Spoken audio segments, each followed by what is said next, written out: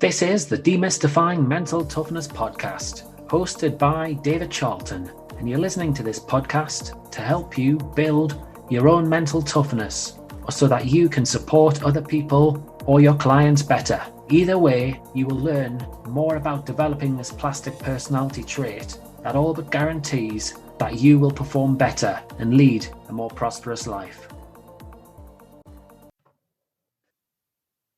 In this episode, I've got my inspiration from a variety of sources, and I'm going to dig into and touch on recent episodes from Edu Rubio, Amy Azitsky, Marilyn Okoro, and I'll even jump into Andrew Nicholson's analogy of the snowman. I've also got to mention Brené Brown's Dare to Lead podcast. I'm a regular listener, and through some of her work, it's made me really consider my approach to work, to life, my work-life blend, how I work as a practitioner in the field with one-to-one clients and in big organizations, in group settings, and the messages that I give out as a parent to two young boys. And in particular, she's talked about armor and armored leadership. So in this episode, I'm going to reframe that slightly and talk at it from a toughness point of view. So based on different conversations I've had with different clients and coaches and my experiences too, I'm going to be looking at this through some toughness lens. And I'm going to get you to question yourself, question your approach about being tough. And by toughing it out, are you actually getting in your own way? So let's consider what toughness means. Two quotes here.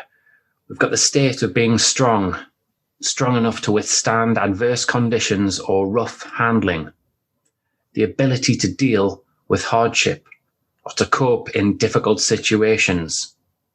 People would say they showed great mental toughness to keep going. Now, these definitions are somewhat true. However, they can mean that we fall into the trap of making incorrect assumptions on what mental toughness actually is. So we're going to go on to think about how these assumptions play out and how we get in our own way now. So when we make snap judgments regarding mental toughness, which people often do, they're often guilty of focusing on that word toughness and then pay small attention to the mental part. So it's more about the practical doing bit. And that's where people can fall down. We think about toughing it out. People think about keeping busy, being committed, conscientious, drive, motivation. In sport, never giving up, being focused. But actually, as I've said in many podcasts, there's far more to it than that when it comes down to mental toughness. It's actually quite complex. When you hear the words mental agility, mental flexibility, certainly the framework that I use, that Peter Clough has developed, the 4 C's, where yes, we have commitment. That's right, commitment.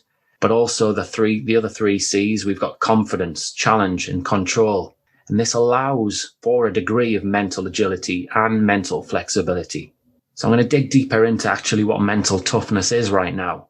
Yes, mental toughness is about the things that I've mentioned, about conscientiousness and drive and motivation and focus. It's about not getting too sidetracked when setbacks occur. That's true.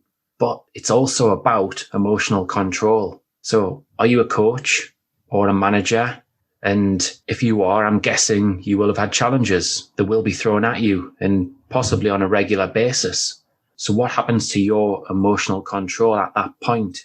What happens with your communication to your staff, to your players? Do you become that Jekyll and Hyde manager that people really don't want to be working for?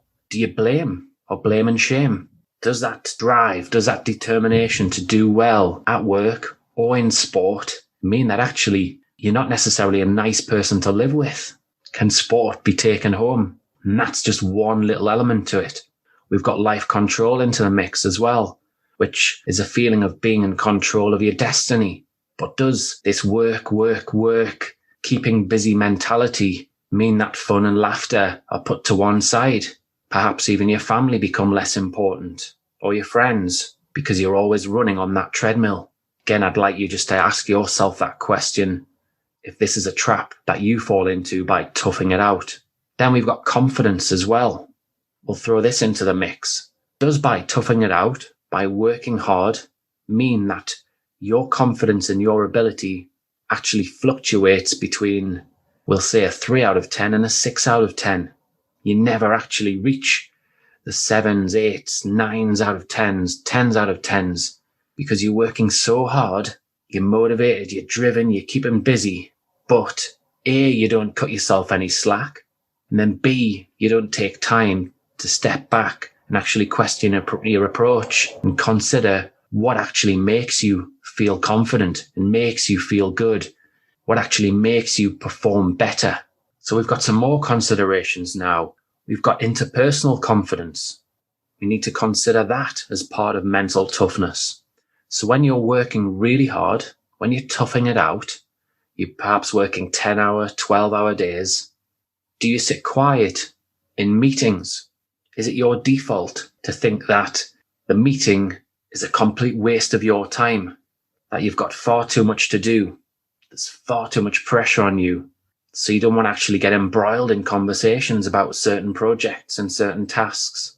Do you shy away from that, hoping by not asking questions, by not getting involved, that these meetings will actually take a lot less time?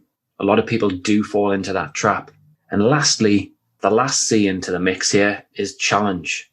When you're driven, when you're motivated, and you get your head down, when this setback, when the challenge occurs, what do you say to yourself?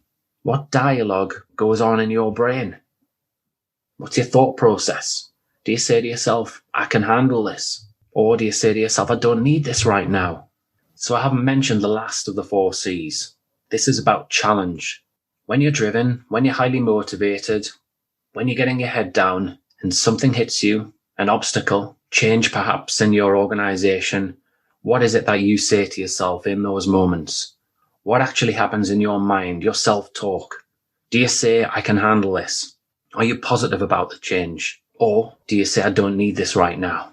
That this change is ridiculous, that it's so unfair, it's so unjust, and it's just adding more and more pressure on me. I'm wondering what happens in your world and how you approach those challenges. Do you then go on to take risks, perhaps? Or do you play things safe? So I haven't even mentioned challenge, the last of the 4 C's. When you're driven, when you're motivated, when you're getting your head down and something occurs, a setback, or there's change in your club or organization, what is it that you say to yourself? Do you say, I can handle this? Or are you on the opposite side? I don't need this right now. I could really do without this. It's so unfair. It's so unjust. In fact, it's absolutely ridiculous what they've done here. What actually happens in your world? Are you very quick to move on and just focus on the solutions? Some people are very, very good at this. Or do you let your emotions spike over at that time and start pointing fingers and looking at the negatives, the downsides? I'd really like you to consider this because it's important. Do you then go on to play things safe? That would be my question to you, because again, a lot of people do in these types of situations. And by playing it safe, it can be a form of self-protection. This can be born out of fear. So yes, there's a lot more to toughness, mental toughness, than just grinding it out. And I'm encouraging you to see this as a skill, to be curious, not to simply judge words, or people for that matter, situations that occur based on one thing, on one word. There's often a lot more to it. And now I'm going to go on and talk about being comfortable in your own skin. Peter Clough, who's done an awful lot of research into this field, talks about that sentence, being comfortable in your own skin, an awful lot. And he feels that the mentally tough certainly find this a lot easier.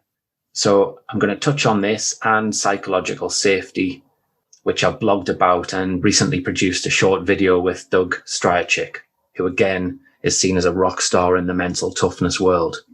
So yeah, I'm going to go on and share some observations around working in elite sport, working in business organizations, and supporting children, where we're going to look at some different cultures and different environments and how things are helpful and maybe not so helpful, and get you, if you're a manager or a coach, just to consider whether you're doing things in a helpful way or not.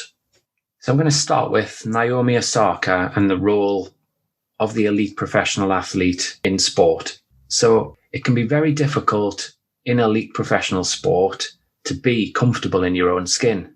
You might think that's a strange thing to say, but if we think about it, these athletes are performing an awful lot. In training, they're performing. When they're preparing for matches, they're performing. When they're playing matches, they're performing. And then when we consider Naomi Osaka in the press, they're performing. And this can take its toll. If you're not aware, Naomi Osaka decided not to take part in any press conferences in the recent French Open. And she decided to actually quit the tournament because of this. And she mentioned that she had some mental health problems. Now, some people are comfortable talking to the press. They're natural with it. But then you've got some people who are introverts, as Naomi's mentioned. So to Naomi, the thought of speaking to the press could have made her feel hugely sick, could have given her a massive amount of anxiety. And by doing what she's done, by taking the brave step to quit the tournament, it's really opened her up to lots of criticism. And hopefully it's gone on to make the decision makers really consider mental health in sport again, this time from a different angle. And when we look at this a little bit more, a lot of people believe that there's a big belief that athletes should actually do press conferences, that it should be mandatory, that it's part of their job, that they get paid lots of money and should just simply accept this. However, I would pose the question, is this actually taking account of individual differences, of personality styles, introversion, not to mention the whole emotional control part, this important part of mental toughness? In some cases, these athletes, they're put in situations where they've trained for events for their whole life. It's so big. They've given so much time, so much energy, so much emotion. And when they lose, they're heartbroken. And then somebody sticks a microphone in their face. Now, if we're talking about being comfortable in your own skin and about psychological safety, you would be very comfortable discussing your emotions at that time, discussing how heartbroken you are, how you're going to move on and your goals for the rest of the season. But the reality is, when your energy's drained, when you're emotionally exhausted, when you're frustrated, when you're angry, the last thing that you really want in that moment is somebody asking you difficult questions, which often occurs. And then we've also got to consider and throw into the mix this lack of trust between athletes and the press. Often, if an athlete says one false word, then straight away big stories come out in the papers, in the press. They're analysed so much these days on TV and on the radio. So it's very, very difficult for the athlete, again, to be comfortable in their own skin. And that performance in the press room, in conferences, is such a big thing and can make it really, really difficult for the athlete. You know, we think back a few years ago, headlines like the Wally with the Brolly. Yes, it made people buy papers. That's what the press are all about. It's no wonder that some athletes are really very good at being boring and giving nothing away when they're interviewed. Again, going back a few years ago, Alan Shearer and Michael Owen in the past were brilliant at that, at just giving very short answers and then moving on. So I don't know what the answer is in this Naomi Osaka case. Clearly, communication between her and her team and the tennis organisations weren't great. However, I'm just drawing on my psychological knowledge and experiences of supporting professional footballers and rugby players who've also been thrust in the camera when they didn't want to be. I don't know exactly how I would approach it if I worked for a governing body or a club, but one thing for certain is it's very complicated. And if governing bodies and clubs are serious about mental health and these individuals, they really need to consider the needs of the athlete too. Athletes don't want to be treated as numbers, as commodities, as the drive to make more money commercially. And also media corporations and newspapers also have a big responsibility in this too. They really should be considering their values and their behaviours. In this regard, we're a long, long way from developing cultures of psychological safety and trust and helping athletes actually be more comfortable in their own skin, which ideally would alleviate some mental health problems there, and it also would likely improve their performance levels if they were in that boat. So yeah, I think everybody involved in elite sport really should consider how they can do so and really question their values and their behaviours and how they go about things. So now I'm going to take into account conversations I've had with Taz Bricknell, Ali Dixon, Marilyn Okoro about women's professional sport. And currently I'm actually working in women's professional sport, so I have a close understanding of what things are actually occurring in that field. So I'd be asking some questions. Are the confines, are the cultures actually harming female athletes' development? Is there too much pressure on some female athletes? In lots of cases, the female athlete, the female professional athlete that is working 30 plus hours in jobs to keep a roof over their heads. And then they're expected to train, to physically prepare themselves, and then play in chosen sports and to compete at a very, very high level. And if we consider what I mentioned earlier about the fact that they're performing, that's right, performing. These ladies are performing for 60 plus hours per week. So in my eyes, coaches and management have an obligation to help them be as comfortable in their own skin as much as possible. They're then going to get so much more from them. So this means treating them as individuals, understanding that, yes, they do have their own personalities and environmental preferences, and considering their special needs. The doers amongst them, and the seriously driven ones, and the ones who find it difficult to organize themselves will definitely need more TLC as a coach. They're going to need some downtime, times where they can just take a step back from time to time. Otherwise, their performances and potentially their mental health are going to suffer. So I'd like to ask you, if you're a coach or a manager, how are you managing these individuals? Do you have the right team around you to provide emotional and psychological support too? Are you letting them let off steam by having conversations about potential financial worries, about work, about relationships, as well as the actual sporting experience? Are you open to talking about the demands on their lives, menstrual cycles, and their form? Simply by ensuring that they have a safe space to talk to you as a coach, by you displaying compassion and empathy, is so important here. But are you too busy? Are you giving enough time to these athletes, to these players? Or are some of your staff doing that? Or in some cases, some people can see this as high maintenance behavior by actually having these conversations. Is this a form of self-protection? I'm going to ask you there. Is that because you don't know what to say, or that you really don't want to talk about emotions?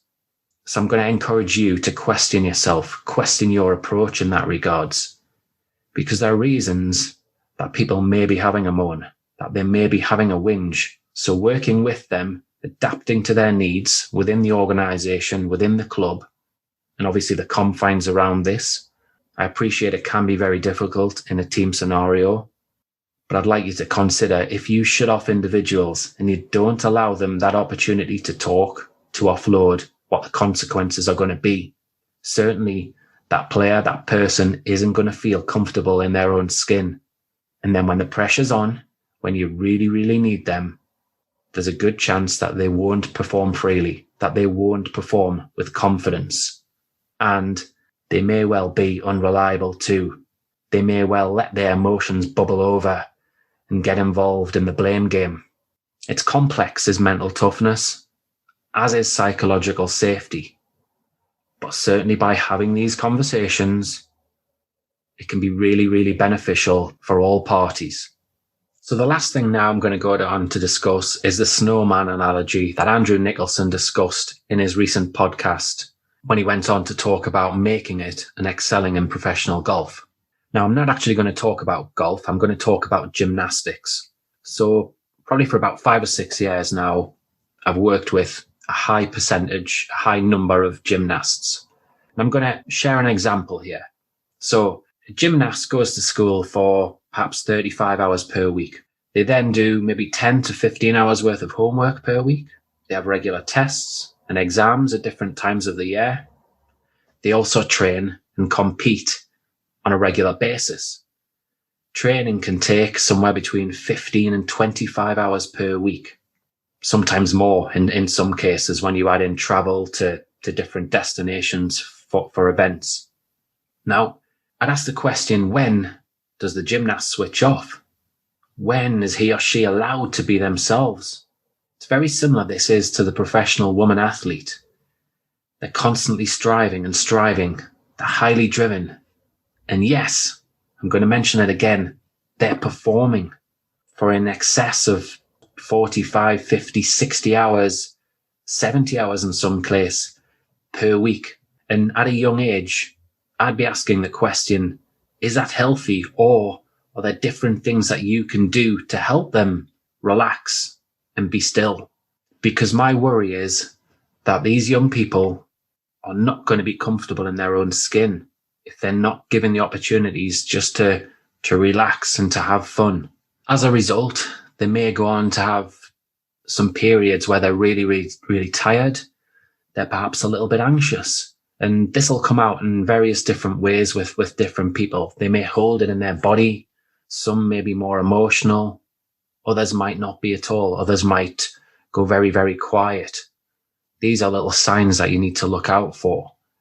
Also, if we throw into the mix, though, we've got lost move syndrome. In gymnastics, what happens is if you're not aware about gymnastics, they learn a skill, they do it well for a period, then all of a sudden they can't do it. They regress. And coaches often, they change the task. They make it easier in order to try and help the gymnast overcome this. But often this regression and this battle to try and get the skill back can go on for a long, long period of time. So my question is, if you're in charge of a gymnastics club or you're a coach, are you allowing these athletes some downtime, some opportunities to have fun in the gymnastics hall? Are you asking questions from them in terms of what their motivation is, why they actually do gymnastics? Because often youngsters can start at 3, 4, 5 years old, and they may have these problems at 12, 13, 14 years, and they've lost themselves to a degree. They've been in the system for a number of years, and they've forgotten why they actually take part.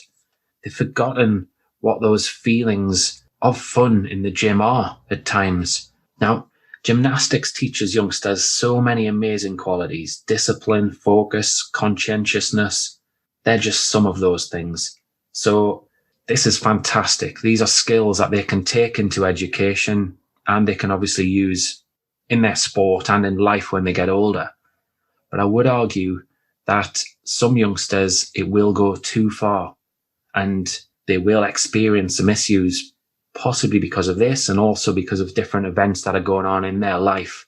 I'd be questioning, is lost move syndrome born out of overuse and overperforming? And we'll go back to Andrew Nicholson now and this snowman. Now, he talked about a snowman in terms of 2 rings. We've got the large ring where all the work takes place, where you're training really, really hard. You're trying to learn and develop new skills. And then you have the small ring, the head of the snowman. So in this case, this is where you're allowing the gymnast to be themselves. You're going to have conversations about how they're feeling. You're going to listen to them. You're going to give them chances to learn, to reflect, and you're going to give them opportunities to have fun, to relax. Now, the thing to consider, I would say, is dependent on the individual, the snowman are going to be different sizes. The big ring, some are going to be able to work harder for longer periods. Some won't be able to do so, so that big ring needs to be smaller. Then the head, some are actually going to need a bigger head, if you like. So they're going to need some head space. And again, some are going to require a smaller head, depending what's going on in their lives. Some will need more head space on regular intervals.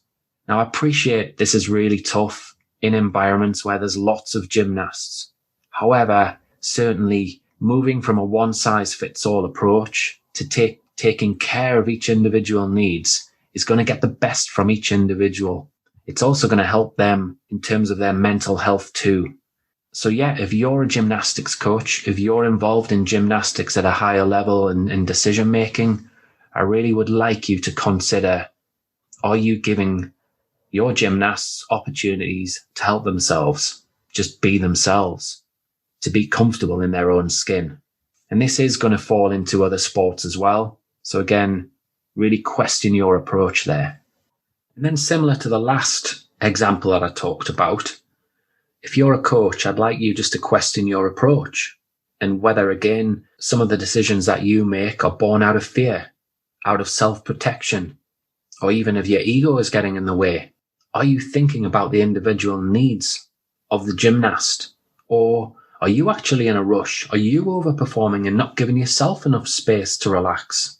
Sport and the busyness of life and work can really do this to us. So really consider this. I hope you found this podcast useful. It's really good for us to question our approach and the way we go about things from time to time. And going forward in the podcast, I'm going to do more of these types of episodes. I'm all for learning. I'm all for sharing. And really, the podcast is all about trying to help people be the best version of themselves that they can actually be, more comfortable in their own skins on a regular basis. That way, they're going to be happier in their sport, in their professional lives, and just in their life in general. So if you've enjoyed this podcast, if you've enjoyed other podcast episodes that I've done, please, I'd love you if you can go onto Apple, iTunes, and give a positive review and rate it highly. It would be fantastic. The more positive reviews, the more the podcast comes to the attention of different people, which means we're making a bigger impact and a more positive impact on lives. Until next time, have a fantastic week ahead. If you enjoyed this episode of the Demystifying Mental Toughness podcast with David Charlton, do check out my website, sport-excellence.co.uk, and my online sports psychology resources. The Sport-Excellence website has essential resources for anyone looking to build their own mental toughness or the mental toughness of their athletes or teams, or if you want to achieve peak performance more often or optimal functioning. The Sport Excellence website has everything you need to keep moving forward and thrive. So go on, head over to sport-excellence.co.uk to find out more.